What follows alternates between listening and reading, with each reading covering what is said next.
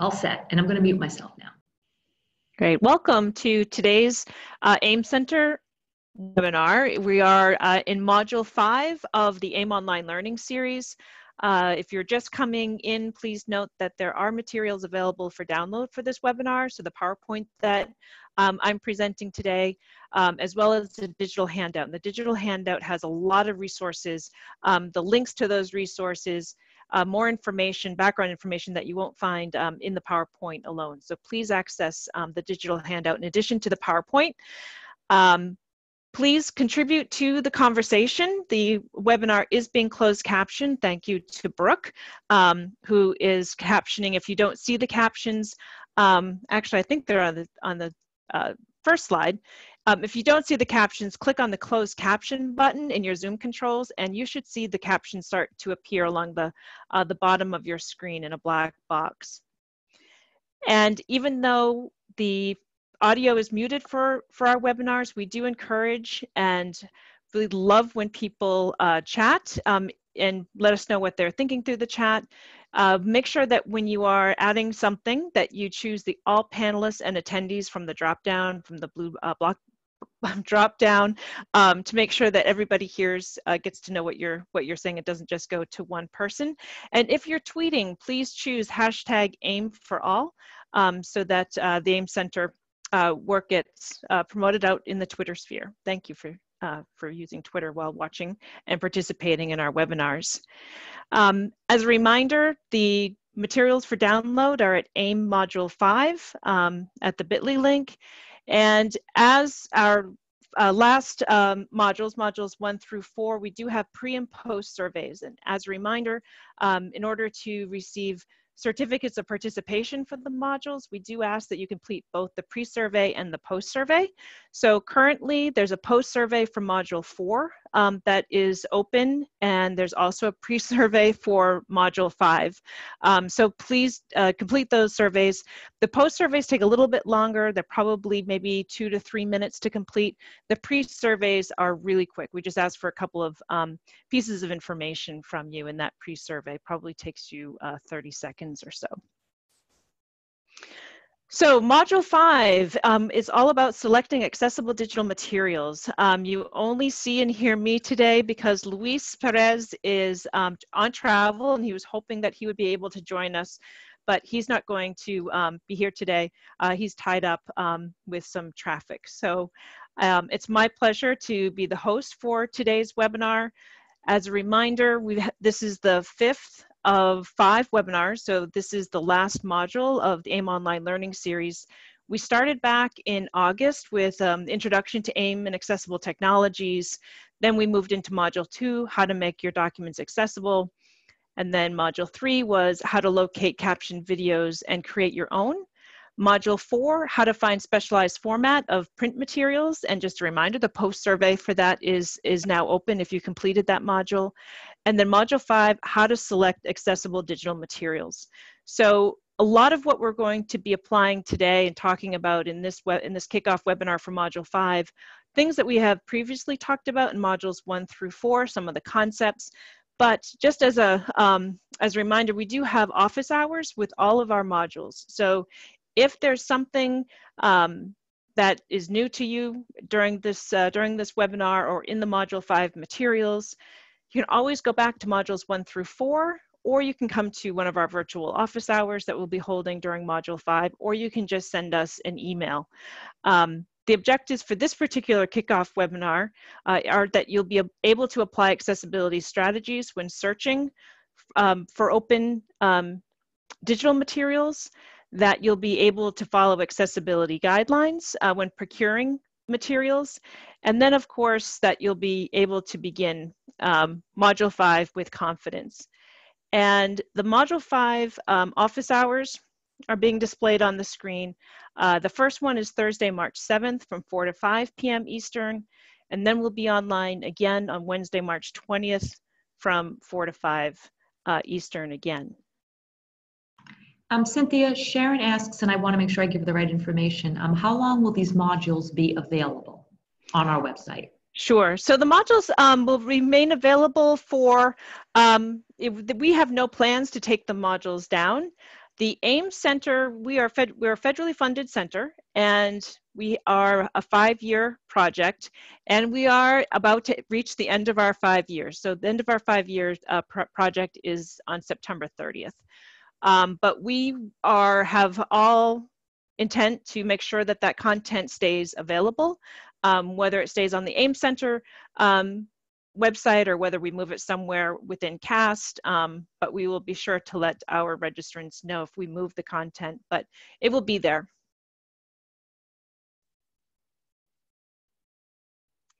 And then Alice is not sure I've done all the pre and post surveys. Is it possible to go back and do the missing ones?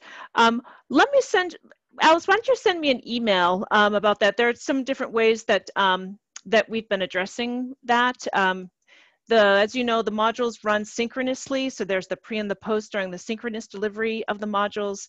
And then there's some things that we can do if you weren't participating during the synchronous, that we can get you a certificate of participation for. So send me an email at ccurry@cast.org, and we will figure that out for you. So some reminders from modules 1 through 4 about what accessibility means. If the term is new to you, we want to make sure that we're talking about the same thing.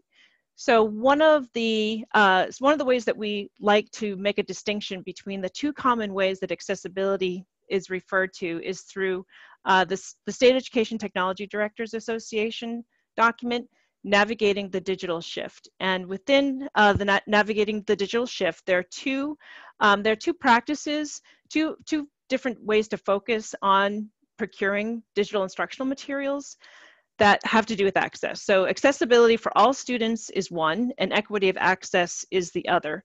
We like this model because it shows the distinction between the two common ways people use the term access or accessible. Equity of access, CETA defines that as access to the devices and consistent high-speed broadband access that's essential for digital instructional materials implementation. So you can think about equity of access as some synonyms that I looked up when I think about the equity of access would be that it's ready for use, that the material, the technologies are available, they're reachable, they're convenient. So that's one way of thinking about access. At the AIM Center, our focus is on accessibility for all students through functional access. So the way CETA defines that is providing accessibility for all students must be a consideration when acquiring, developing, and implementing digital instructional materials. So we're thinking about accessibility from the perspective of students with disabilities who have unique access needs, but in many cases, they're not as unique as we think. A lot of the types of access that is provided for students with disabilities is universally, makes learning more universally accessible for all students. So even though we're talking about access for students with disabilities, we really do mean all students, as CETA refers to in their definition. Another way to think about accessibility is how it's defined by the Office for Civil Rights at the U.S. Department of Education. This definition came from a Dear Colleague letter in 2011, and it can kind of seem like a scary definition, but it really has all of the pieces that we need to keep in mind when we are determining whether or not something is accessible to a student. So the way that the Office for Civil Rights defines accessibility is that it means when a person with a disability can acquire the same information, engage in the same interactions, enjoy the same services in an equally effective, equally integrated manner, and with substantially equivalent ease of use as a person without a disability. So that's a pretty high bar, especially when we think about how far away from this goal that we currently are. Those terms acquire the same information, same interactions, same services with substantially equivalent ease of use. But it does make a really strong framework, an anchor for within your districts, if you're working in teams and you're thinking about selecting, procuring digital materials, and you're wondering, is it going to be accessible? No matter what other strategies or principles or guidelines that you can follow, you can always keep this definition in your back pocket. So there are two ways that we're going to be thinking about accessing digital materials. One is, of course, the way that a lot of teachers, a lot of educators go about finding materials for their students to use, and that is by searching and selecting them through online searches. And in many cases, those are referred to as open education resources. So let's look at what the definition of an OER is, the appeal and challenges of OERs, and how do you find OER that are accessible. So a common definition of open education resources comes from the National Education Technology Plan from 2017, which defines OER as teaching, learning, and research resources that reside in the public domain or have been released under a license that permits their free use, reuse, modification, and sharing with others. So an OER is a resource material that can be downloaded typically online at no cost, and they can come from a repository such as OER Commons, or in many cases, some of the materials that teachers find through databases or library. OER has a really wide definition. The reason that they have such appeal is because there are multiple ways that that teachers and students can use them, and we refer to these as the 5 R's. So with OERs, educators are free to retain those resources. They can reuse them, they can revise them, they can remix them, and they can redistribute them. And this is very different from the types of copyrighted restrictions that come with other materials and resources that are typically used at the classroom level. Even though they are very malleable and flexible in these ways, they also do have Creative Commons or licenses that are associated with them. So they may have a license attached to them that says share alike. So you're able to use this material, this resource, but you can only use it in the way that I have developed it. So if I have put a video up on YouTube and I have put it there in the context of teaching and learning, then I would put a share alike license on it that would indicate to somebody else that you're free to use this, you're free to take it, but I don't want you to I don't want you to use it for any other purpose than for teaching or learning situation. Maybe I'm going to put a non-commercial license on it, and that would mean you can use it, but please don't make money off of it. I could put another license on it that says a non-derivative, meaning that you can use it as it is, but please don't change it. Please keep it in its current state. So although OERs have a free and open definition to them, they also have some restraints attached to them that's really important that teachers and students abide by. The appeal for OERs, of course, one is that the affordability piece. We know that the cost of textbooks has increased exponentially over the years, particularly in higher ed. There is a lot of textbook affordability and OER initiatives going on in higher ed because of that. And at the K-12 level in the United States, the Department of Education, the Office of Education Technology, has a Go Open, #GoOpen initiative, where states and districts have joined the Department of Education in piloting OER, open education resource systems. So a lot of that, of course, is tied to affordability and for schools to save money. But they're also adaptable and customizable, which has huge appeal because then they're able to be malleable and be mixed with other materials. So if you wanted to take an opportunity to develop your own curriculum, put together your own book, that would include some text from one source, some video from another source, pulling some glossary definitions from other areas off of the internet. You could piece all of these together, making sure to be abiding by the Creative Commons licenses that are attached to each of those pieces, which can get complicated. But when you're working within a district or a school that has a team that's working on developing an OER process, those are the types of practices that can come into play. OERs can provide multiple representations of course content with a variety of media. So this is a way to incorporate video, podcasts, text, pulling in various types of interactivity, simulations. So it does open up more opportunity rather than just having a single textbook. It does provide some freedom to bring in more types of media and formats. And of course, that's very similar to Universal Design for Learning, multiple representations of information.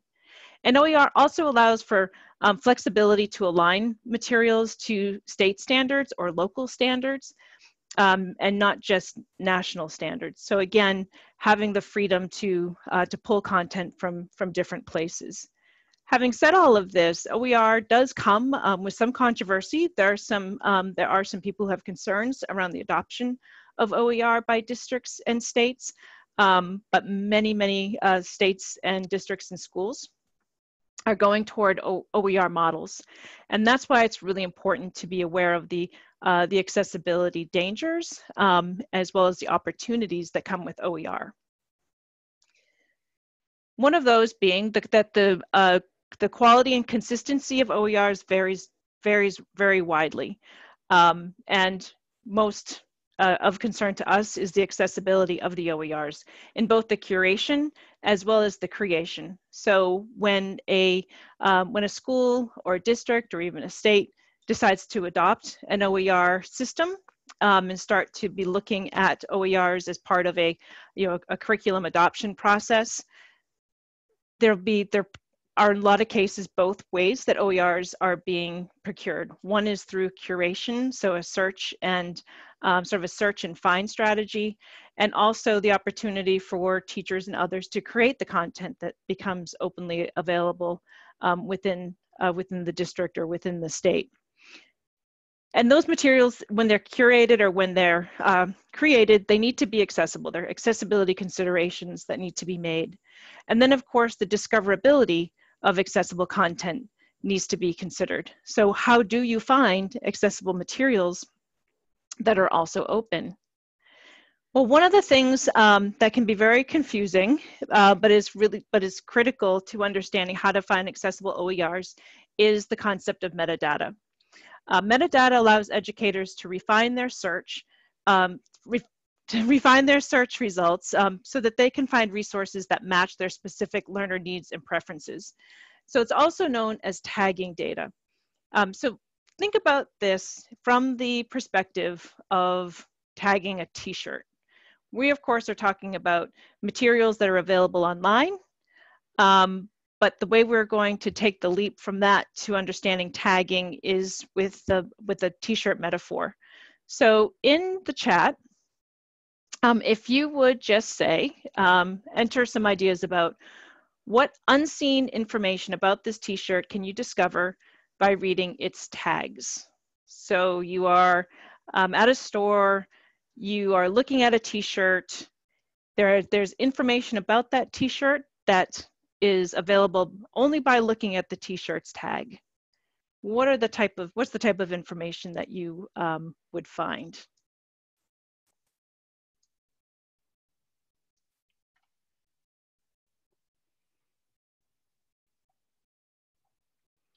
Great. Alice's washing instructions and the type of fabric.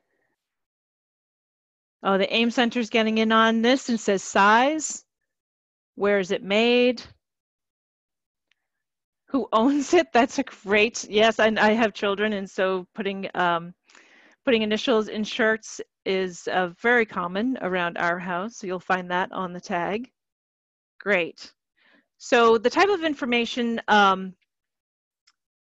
that you would find on the t-shirt is really commonly presented right on the tag. So things like the size, the cost, the maker of the t-shirt, where it was made, what it's made of, how to care for it, and sometimes you'll also find some identification numbers as well on the t-shirt. So you can think about this in terms of an OER.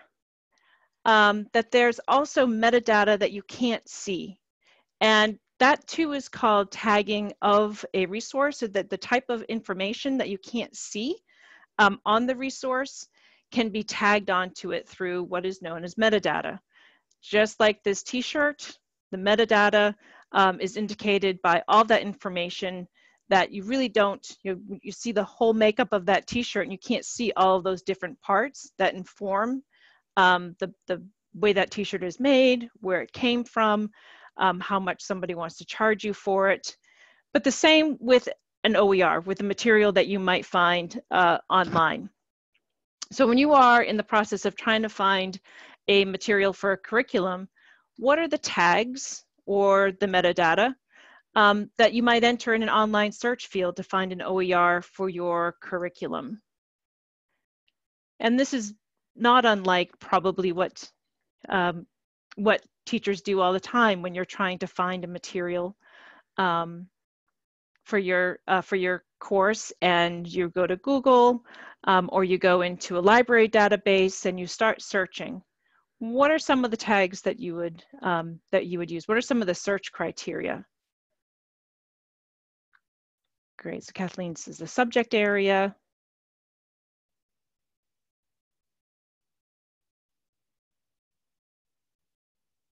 There could be great, the content standards. Oftentimes we're looking for, okay, so for authors, oftentimes there may be a particular media format that we're looking for. So a lot of the same types of criteria that you would just, typically commonly search for when you're trying to find curriculum materials online, those are the same as the types of metadata that need to be considered in an OER process. So content area, grade level, the standards, the media type, and accessibility is one of those criteria that can be searched for. And this is one of the things that people, that's very new, a new concept, is that, oh, when I'm searching for a material, all these other very typical types of criteria that I'd be entering, I could also include factors that are related to accessibility. And that's absolutely the way to find accessible OERs. As we'll talk about, it's not, it hasn't quite grown to the level where this is going to be a consistent way to find accessible OERs, but it is a start, and there are some steps that that we all can take to help strengthen the presence of metadata in search engines and in repositories. So some of those accessibility tags that can be added to search criteria, some examples, alt text for images. So if there are any visuals within the material, the alt text can be added so that somebody who uses a screen reader understands what that image is, provides a description of it. Closed captions could be searched as metadata. Audio description, so both closed captions and audio description representing tags that would be associated with video. You could also search for resources that allow for full keyboard control for students who have screen readers and navigate their computers using the keyboard, or you could also search for materials that allow full mouse control, thinking about students who use switches and may not use a standard mouse or a standard keyboard.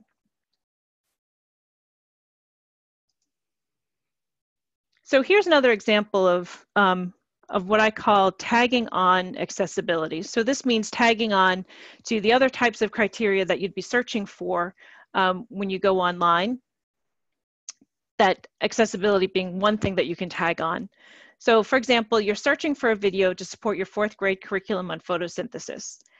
Some of the things that you would typically put into your search would be the content, so photosynthesis, the grade level, in this case, grade 4, the standards, in this case, the next gen science standards would probably be a common standard source to use. You're looking for a video as the media type. And because you're using video, you know that you have a student who is deaf or hard of hearing, and you're going to need captions. And so that is a tag that you can tag on to your other search criteria. So some of the limitations on accessibility metadata, using this as a way to find accessible materials when you're online, if you're in a repository or a database. One of the limitations is that accessibility metadata are not yet widely used by publishers or curators. I'm sorry, or creators. Excuse me. And I'll show you some examples of repositories, however, that are using metadata for accessibility, and to show you, give you a preview of how it works and how it should work, and how you can have a vision and models of how it should work, and to be in communication with publishers and other owners of repositories where OERs are searched and curated, and let them know that metadata for accessibility are available and would be really helpful for teachers, families, students, administrators to be able to find accessible materials for students who need them. And of course, searchers need to know what accessibility features that they're looking for. So you need to know what to ask. Just like if you were going to be searching for a material for a particular content area, and you know that you are required to, for your curriculum to meet certain standards, you need to know what those standards are.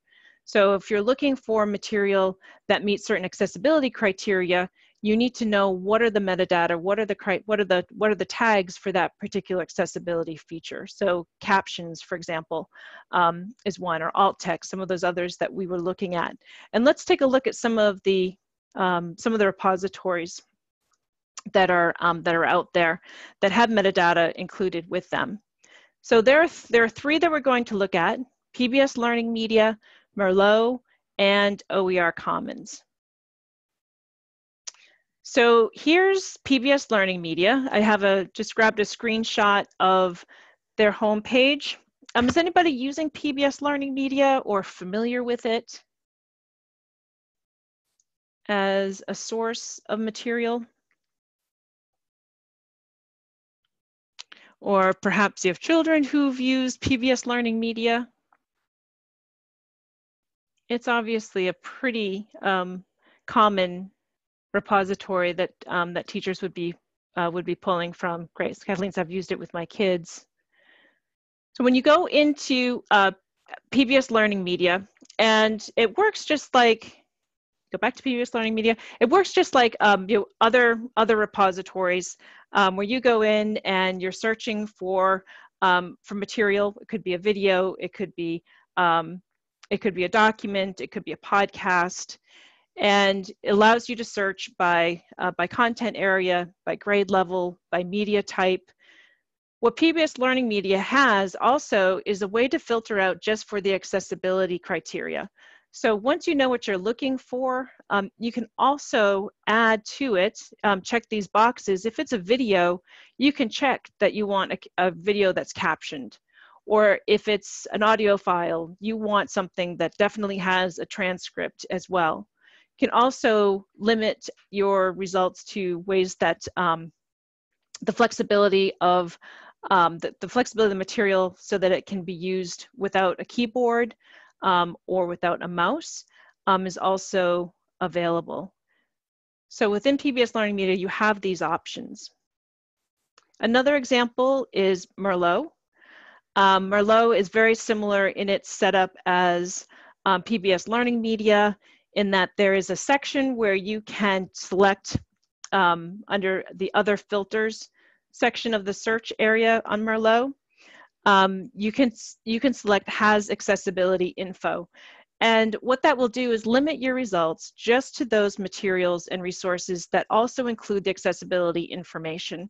And just because the material has accessibility information, it doesn't necessarily mean that it's accessible, but at least it will give you some background information about what it does and what it does not have for accessibility. Merlot is part of the California State University system. It's California State CSU has done a lot of work around accessibility within the whole university system. Merlot is one of those outcomes. And in case you're wondering, it's the multimedia education resource for learning and online teaching is where the acronym comes from. And I have an example of that accessibility info that comes with some of their materials, if you choose, has accessibility info from the filter menu. So here's a human biology textbook. When you select, it has accessibility info, and then you go to look at what that info is, you'll get a list. And this is just a screenshot. There's a lot more information about the accessibility behind this book at Merlot. But for example, across all of the materials, when you're looking at the accessibility info, has 3 things at the top: formal accessibility policy, accessibility statement, accessibility evaluation report. And it will say whether that information is available or not for the resource. In this case, none of those is available for human biology textbook. It does have text access through text-to-speech. So I think what that means is that within the book, text-to-speech can be activated.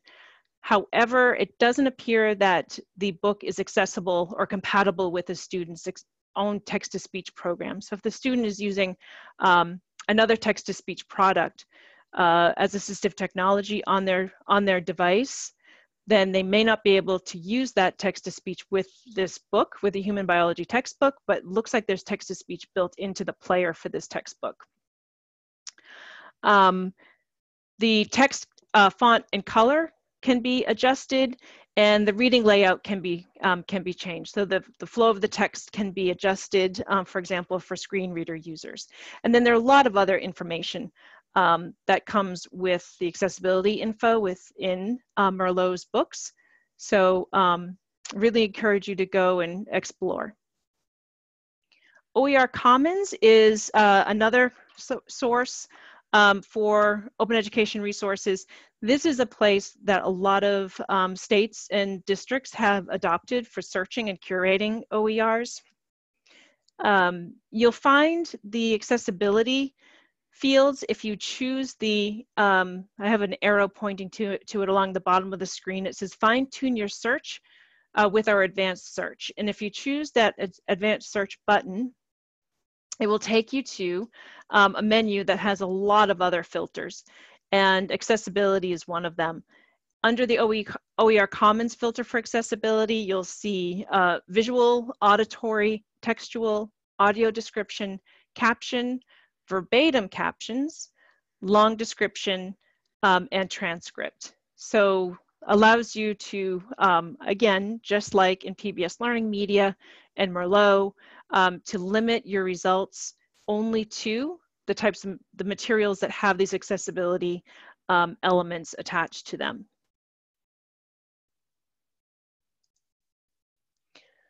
So although we have these 3 models of how accessibility metadata, how these tags can be added to materials within a repository, we know that they exist. There are challenges. So one of them being that publishers and content creators aren't aware that accessibility metadata are available, and that they can be embedding these criteria and these tags within their repositories, within their search engines. There are some universal metadata for accessibility that are being developed and that everybody could be using consistently across repositories and across search engines.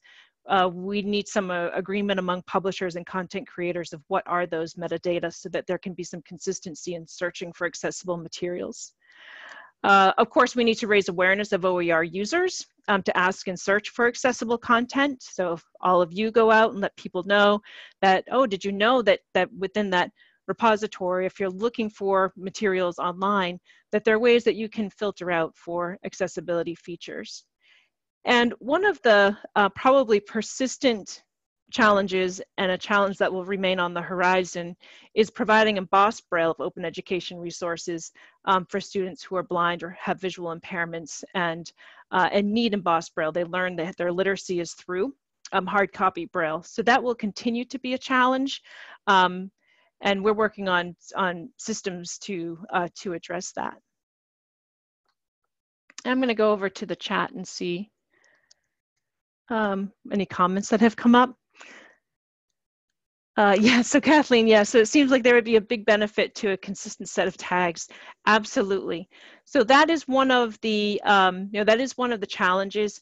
There are organizations, schema.org, IMS Global. There are worldwide types of organizations that are working on metadata for accessibility.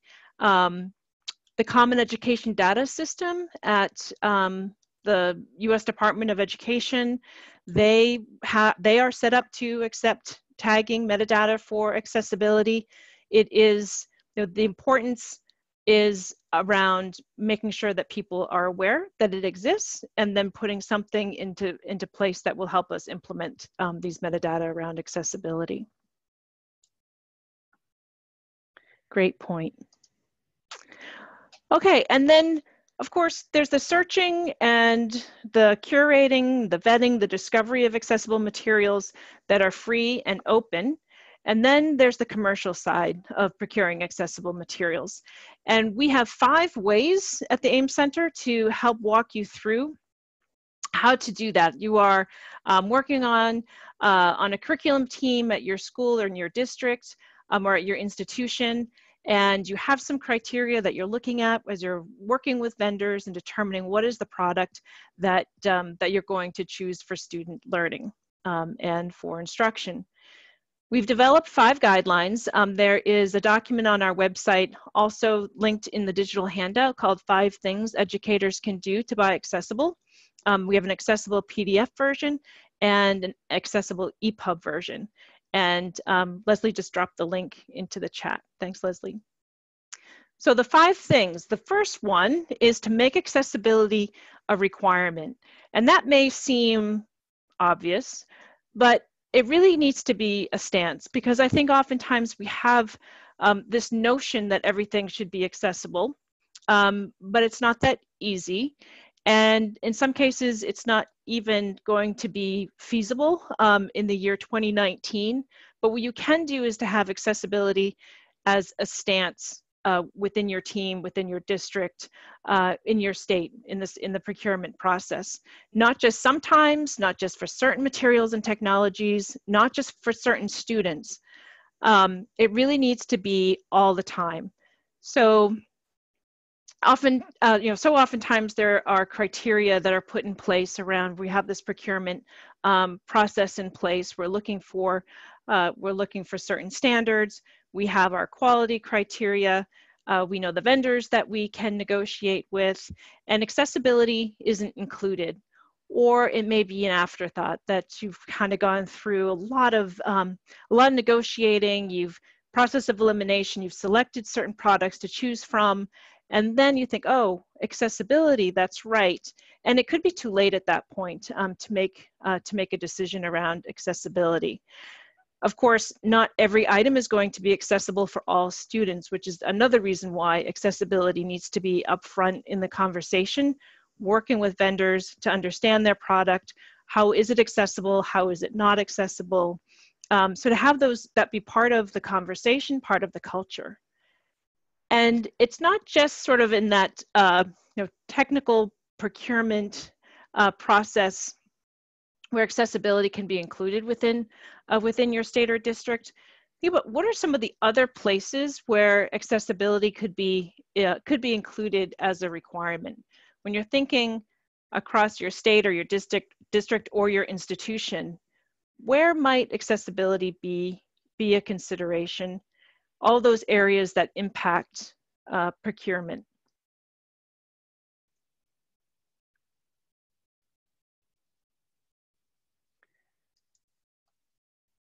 So some of those places, of course, are your policies, written guidelines associated with accessibility, or any procurement or selection process. Rubrics, so we know that rubrics are heavily relied on in procurement and selection processes, so having accessibility being included in that rubric. Curriculum policies, assessment policies, so all of these other areas that tend to have implications for the procurement procedures, really important to also include accessibility there. And that way, accessibility is much less likely to get lost or fall through some gaps as materials and technologies are being selected.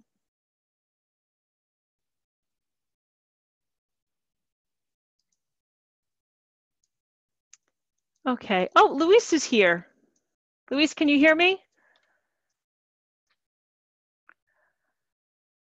Well, I'll keep going. The second guideline around how to make sure that procuring accessible is to comply with accessibility standards. And this is one of those very straightforward types of guidelines to follow with accessibility. And in your procurement process, the two accessibility standards to follow are the Web Content Accessibility Guidelines and Section 508 of the Rehabilitation Act. So Web Content Accessibility Guidelines, they were created by the World Wide Web Consortium. So the same worldwide organization that developed the internet. So they obviously have a lot of authority over the World Wide Web. They are the authors of the Web Content Accessibility Guidelines. When you're working with vendors, level AA is recommended. There are 3 levels of the Web Content Accessibility Guidelines. AA, the AA, is what is most recommended for your typical types of products. WCAG is currently a version 2.1. Really important to be aware of what version WCAG is at, so that when you're talking with vendors and publishers, that you're talking about the same thing and holding them to the most recent version of the Web Content Accessibility Guidelines. And Section 508 of the Rehabilitation Act, which is in the next column that we'll talk about, it refers to WCAG 2.0. So in Section 508, it's a little bit different from the Web Content Accessibility Guidelines, whereas WCAG has to do as an international standard. Section 508 of the Rehabilitation Act applies to U.S. departments of, to the U.S. government, to federal agencies, requires those agencies to develop, procure, maintain, and use information and communication technologies that are accessible to people with disabilities, and applies to agencies and organizations that receive funding from the US government as well. So that is a pretty far-reaching law, Section 508. So it does apply to schools, states, to school districts, higher ed institutions that all receive funding. Because if a federal agency is required to procure and to create and its employees need to interact with technologies and digital materials, all of that is a network of accessibility. So any agency that's receiving funds through the U.S. Department of Education, for example, must comply with Section 508. Can you hear me, Cynthia? Yes, I can. Hi, Luis. Oh, great. Hi. I was just going to add too that because of the size of the federal government and how far-reaching it is into the economy through its contractors, subcontractors, even though Section 508 primarily applies to federal agencies, it's still sort of become the law of the land, if you will, when it comes to ICT accessibility. So it's something that you'll see quite a bit because of that reach of the federal government in our economy. Right. Great. Thank you. Welcome, Luis. Great to be So Section 508 and the Web Content Accessibility Guidelines are the accessibility standards to be keeping in mind when you are working with vendors and thinking about how are we going to include accessibility in our procurement process. Those are the standards that you'll want to rely on. So what does accessibility compliance look like? We talked about the Web Content Accessibility Guidelines and Section 508, which are highly technical, but they also include some pretty basic and very, in some cases, obvious ways that we need to be thinking about accessibility of a material. So what are some features of a material or technology that would make it comply with Section 508 or WCAG? And if you want to put your thoughts in the chat, that would be great. And just be thinking, I think some people consider some of these technical standards and guidelines as being overly complicated, but in a lot of cases, the technical standards are very basic. A lot of the same types of considerations that you might make in the process of creating an accessible document.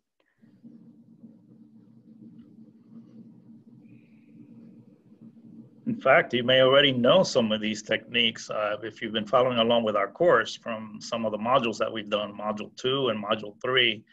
You've already learned some of the techniques for implementing those standards.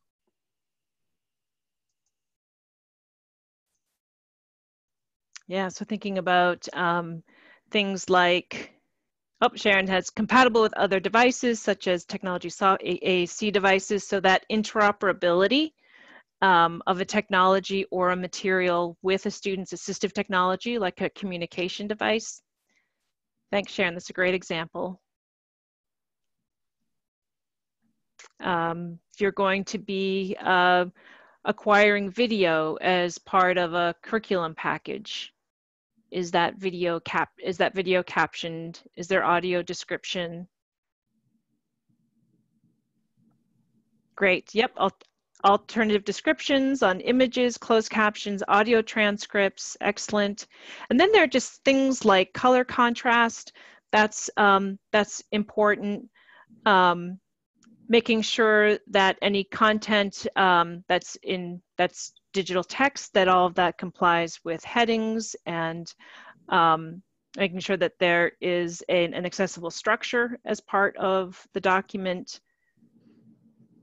Alice just hit on a bunch of them that are really important there. Headings, the tables, making sure that they have headers and the rows are labeled, form labels, so making sure that there's a connection between the labels and the form elements or controls.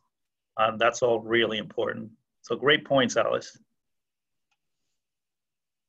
Great, thank you. So these are excellent examples of some of the simple ways that compliance happens with materials and technologies.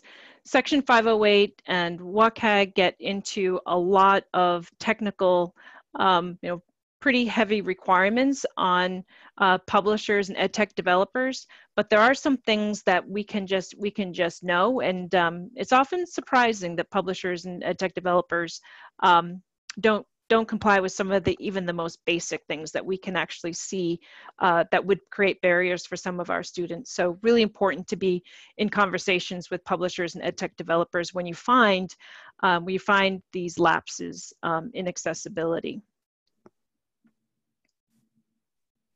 Luis, do you want to talk about POUR? Absolutely. So POUR is my favorite acronym in the world, and it stands for Perceivable, Operable, Understandable, and Robust. So when we think about the Web Content Accessibility Guidelines, they have a structure to them. So they begin at a very high level with principles. And so these are the 4 principles that are sort of the foundation of those guidelines or those standards. So you start with these 4 principles, and then you kind of dig deeper into different guidelines. There's 12 of those. And then within each guideline, then there's 1 or more techniques that you can apply in order to sort of put that principle, that guideline into practice. So on the AIM Center website, we have a section of the website called Designing for Accessibility with POUR, where we take each of these principles, perceivable, operable, understandable, and robust, and give you some practical tips and tricks that you can right away or tomorrow put into practice in order to incorporate that principle into your work.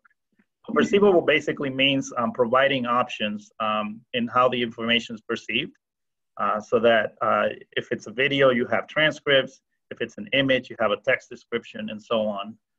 Operable is just making sure that you can operate it with a variety of input methods, whether that's the keyboard, the mouse, or a switch.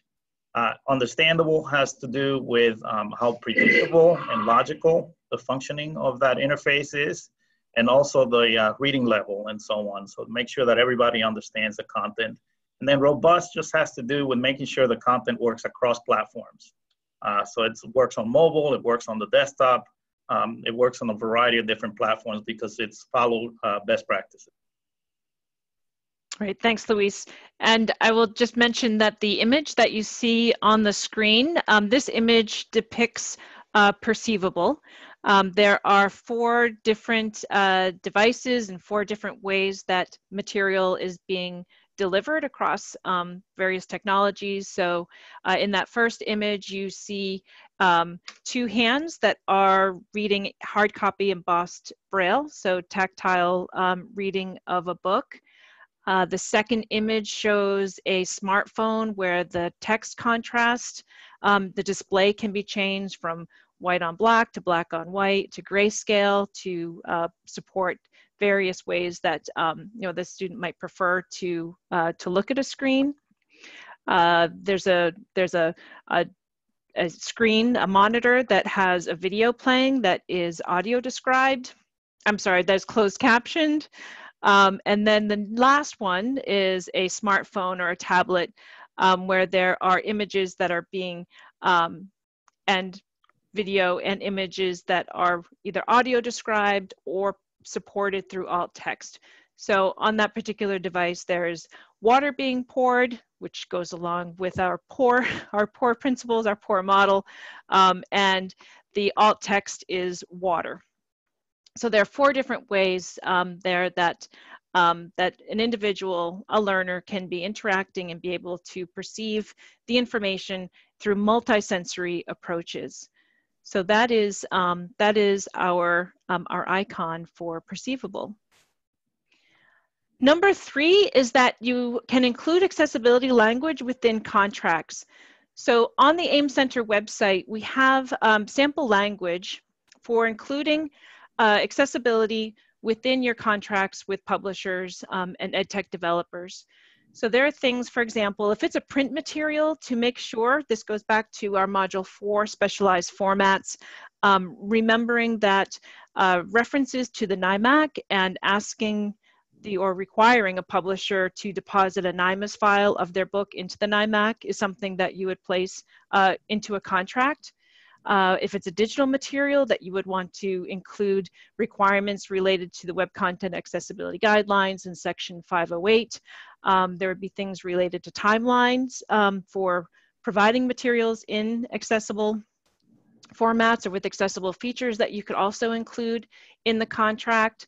So having that, having that language in your contract means that it's part of your system, it's part of your procurement system, it's part of the negotiation with the vendor, and it's built in just like the other aspects of your contracts and purchase orders. It's just part of your policy. And on our website, we have sample language for both digital materials and print materials, and you can just pluck it right off of our website and adapt it for your own state, your own district, your own school. The 4th guideline that we have is to ask the vendor for a VPAT. VPAT stands for Voluntary Product Accessibility Template. The VPAT goes pretty much hand in hand with those accessibility standards, which also makes it a little bit, less approachable for, for typical people who are part of the procurement process. The VPAT has some technical language that would best be understood perhaps by somebody who has some IT background, programmers, but that doesn't mean that teachers, parents, others who have a stake in accessibility shouldn't understand what the VPAT is and how to interpret it. So some of the benefits of the VPAT are that it measures Section 508 and WCAG compliance built right into the template. It applies a standard format for all vendors. So the VPAT is based on Section 508, and it basically has a list of tables that include what those technical standards are for accessibility, and gives places for the vendor to list where they are in compliance, where they may not be in compliance, as well as some notes, some evidence and rationale. And it's the same, it's the same format for every company that fills it out. So you have some consistency across comparing publishers and tech developers.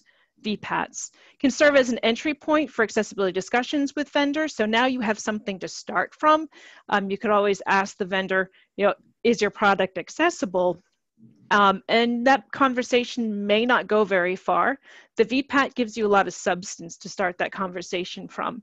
And it provides documentation for future reference. So if you later find out that there's something that's not accessible, that a student is experiencing a barrier while they're using that product, you can go back to the VPAT and say, oh, in the VPAT it said that this particular feature of your product would be accessible to a student who uses this assistive technology, and it has come true that that wasn't the case. How are we going to navigate this issue? There are some limitations. As I mentioned, it's very technical language. It's voluntary, so that V is very important to recognize and to accept that this is a voluntary document. Vendors and publishers are not required to complete the VPAT unless it's part of your contract or part of your procurement process with vendors where you require them to provide you with the VPAT. So you have to look for inaccuracies as well as some outdated information. Make sure the VPAT that you're looking at is the most current. And we have on our website some guidance that Luis finished up a couple of weeks ago. I think it recently just went live in order to support all of you in Module 5. We'd love your feedback on this. We've been working on understanding the VPAT section of our website for several months. It is specific for consumers. So there's a lot of VPAT resources available out there that are for the producers of products. So VPAT education for publishers and for developers. There's not so much VPAT education for the consumers, for individuals who are purchasing products, for teachers and administrators who are going through the process of selecting and procuring digital materials and technologies. So this is for you, and we look forward to your feedback as you go through the module.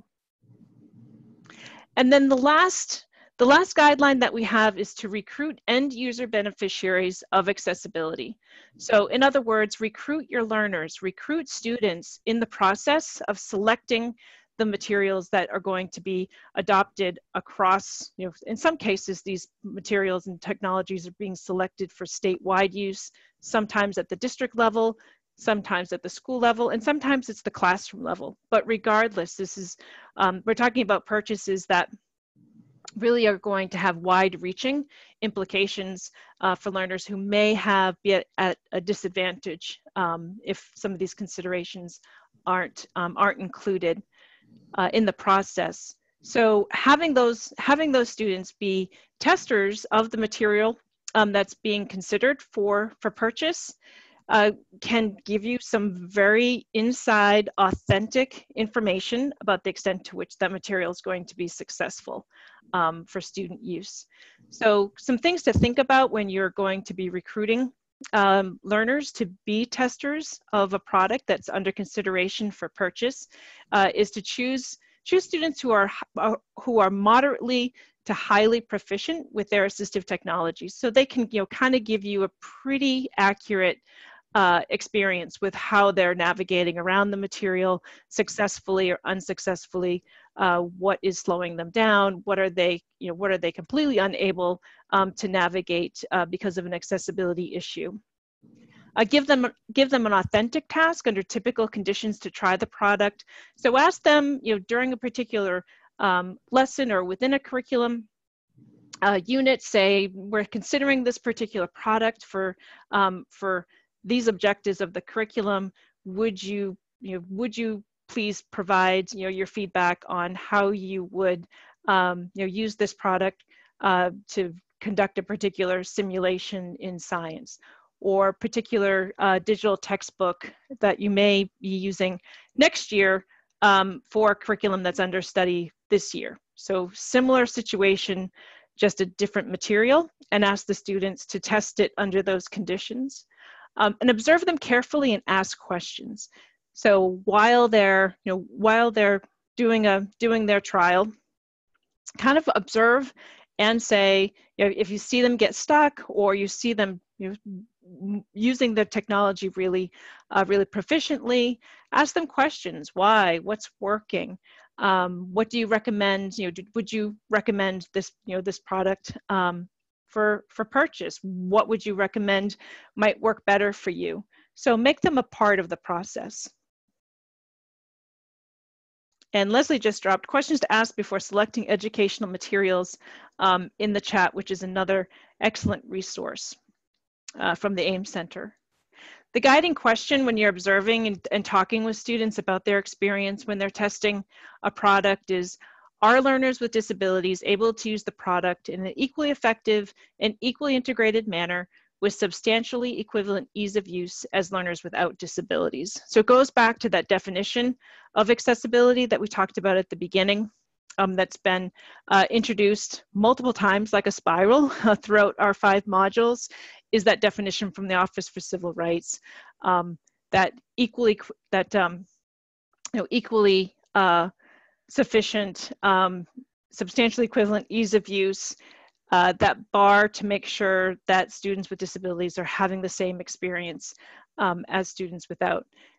That at the same time notion is so important as well, that maybe they can be provided with the same experience, but is it going to be at the same time as their peers, or is it going to be tomorrow or the next day? That at the same time is really critical in terms of the definition of accessibility. So be an accessibility hero. What will be your first action? Big or small, whatever action that you take towards selecting accessible materials, whether it's something that's free and open, or it is something that's going to be purchased, whether it's a small purchase or something that's supposed to be sort of a high stakes material technology that's going statewide or district-wide. A lot of considerations to be made. So if you want to just share in the chat, I know we have, oh, we are over. I apologize. We started a couple minutes late. So if you want to just think about this, enter something in the chat. Regardless, go forth in Module 5, knowing that we have virtual office hours coming up throughout the 7 weeks. And Leslie just dropped that the slides are, of course, available on the event page. And she's also dropping in links to the Module 4 post-survey and the Module 5 pre-survey. Thank you, Leslie. And thank you to Brooke for your captioning today. And thank you, Luis. I don't know if you're still here or I'm not. still here. So I just wanted to add that as you go forward with these modules and this content, always keep a growth mindset when it comes to accessibility. Our good friend and colleague, Mindy Johnson, always says, she shared this quote from Maya Angelou, basically, do the best you can until you know better. And then when you know better, do better. So it's just that we're always trying to improve and trying to do better for accessibility and for our kids to make sure that they have access to the content that they need for learning. Great. Thank you, Luis. All right. Thank you so much. We'll see you in Module 5. Don't hesitate to reach out to us, ccurry@cas.org, lperez@cas.org, and you can always follow us on Twitter as well. And we will see if anything comes in on the chat as well. Thank you so much.